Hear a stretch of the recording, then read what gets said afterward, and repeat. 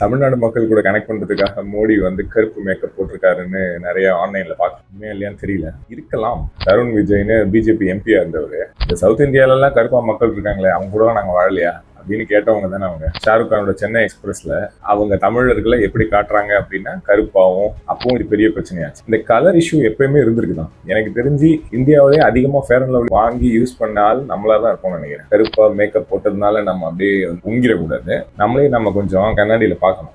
எந்த மேட்ரிமோனி சைட்ல வேணாலும் பாருங்க. இல்லைன்னா அவங்க வீட்டுல மாப்பிள்ளை பார்க்கும் போதும் பொண்ணு பார்க்கும் போதும் மாப்பிள்ளை நல்லா தான் இருக்காப்புல, கொஞ்சம் கலர் கம்மியா இருக்காரு, பொண்ணு நல்லா படிச்சிருக்கு, எல்லாம் ஓகே, கலர் தான் கொஞ்சம் கம்மி. இதெல்லாம் வந்து ரொம்ப நார்மலைஸ்டா இருக்கு. நல்ல வேலை இந்த ரஜினிகாந்த் விஜயகாந்த் வந்து ஆண்கள் தப்பிச்சிட்டாங்க. அப்பாக்கள் காலங்கள் மாறினதுனால நம்ம காலங்கள்ல ஆண்களுக்கு அது பெரிய இதுவா மாறல. ஆனா இன்னைக்கு இருக்கிற ஆக்டர்ஸ் பாருங்க, இதுல பெண்களை யார் காப்பாத்துறது? டைரக்டர்ஸும் ரெடியா இல்ல, நம்மளும் ரெடியா இல்ல ரெடியா. அப்போ இது யார் தப்பு? இந்த வீட்டில் அம்மா அப்பாவும் பொண்ணு கொஞ்சம் கலர் கம்மியாக இருக்குது அப்படின்னு சொல்கிறேன், அவங்க பிரச்சனையா? இல்லை ஒட்டு மொத்தமாக டிவி அட்வர்டைஸ் ட்ரெஸ்ஸுக்கு போடுற மாடலிங்கு இந்த நார்த் இந்தியாவிலேருந்து வெள்ளையா காட்டுறதுனால ஒரு பிரச்சனையா? இதுதான் நமக்கு வேணுமா? இல்லை பிரிட்டிஷ்ல வந்து நம்ம வடிவேல் சொல்கிற மாதிரி வெள்ளையா இருக்கிறவங்க போய் பேச மாட்டோம்னா ஒரு சைக்கலாஜிக்கலான ஒரு ஐடியாவா?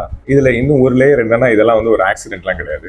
இது ஒரு விதத்தில் வந்து கேர்ஃபுல்லாக பில்டு பண்ண ஒரு சிஸ்டம் தான். லக்ஷ்மி, சரஸ்வதி, சீதா, பார்வதி எல்லா ஃபோட்டோவையும் பாருங்க, எல்லாரும் வெள்ளையாக தான் இருக்காங்க. அவங்க போடுற ட்ரெஸ்ஸு, அவங்க போடுற நகை, இது எல்லாமே அப்படியே பார்த்தா ஒரு டெம்ப்ளேட் நிற்கிது. அந்த டெம்ப்ளேட்லேருந்து நம்ம ஊரில் இருக்கிற அந்த பரதநாட்டியம் ட்ரெஸ் எல்லாம் பார்த்தா அதுவும் அதே மாதிரி தான் இருக்குது. இதெல்லாம் ஏதோ ஒரு கட்டமைப்பு மாதிரி தெரியுதுல்ல. அது ஃபார்ச்சுனேட்டா அன்ஃபார்ச்சுனேட்டா இல்லை நேச்சரா? இந்த வர்ணா சிஸ்டத்தில் மேலே இருக்கிற ஜாதிகள் எல்லாம் கலராகவும், கீழே இருக்கிற ஜாதிகள் அந்த வர்ணா சிஸ்டம்லேயே வராத தலித்துகளும் அப்புறம் ட்ரைபல்ஸும் இவங்க கலர் கம்மியாக தான் இருக்காங்க. மேபி இந்த ஊருக்கு சொந்தமான கலர் வந்து கருப்பு தான். எந்த அளவுக்கு மற்ற ஜீன்ஸ் எல்லாம் மிக்ஸ் ஆகுதோ அப்போ கொஞ்சம் கொஞ்சமாக கலர் மாறி. இது ஒரு மன நோயா? இதை தீர்க்கறதுக்கான வேலையை யாருமே செய்ய வேண்டாம்னு நினைக்கிறாங்க. ஏன்னா இதுல யாருக்கும் சாதகம் இருக்கு. ஏன்னா இந்த ஊர்ல யாரு வெள்ளையா இருக்கா, இந்த ஊர்ல யாரு கருப்பா இருக்கா? இதெல்லாம் ஒரு விதமான அந்த இன்ஃபீரியாரிட்டி காம்ப்ளெக்ஸை டெவலப் பண்ணி அவங்க அங்கங்கே இருக்கிறது நல்லது. மன ரீதியா உடைச்சு, உடல் ரீதியா உடைச்சு, இப்போதானே அந்த கட்டமைப்புல வந்து சில பேர் என்ஜாய் பண்ண முடியும்.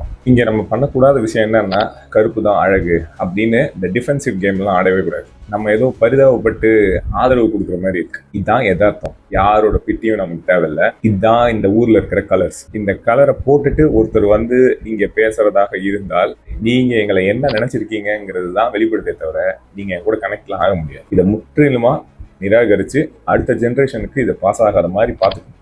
அதுதான் நம்ம வேலை. வெள்ளையா இருந்தா மட்டும்தான் ஆக்ட்ரஸா இருக்கணுங்கிற கட்டாயத்தை இங்க இருக்கிற சினிமா டைரக்டர்ஸ் மாற்றணும்.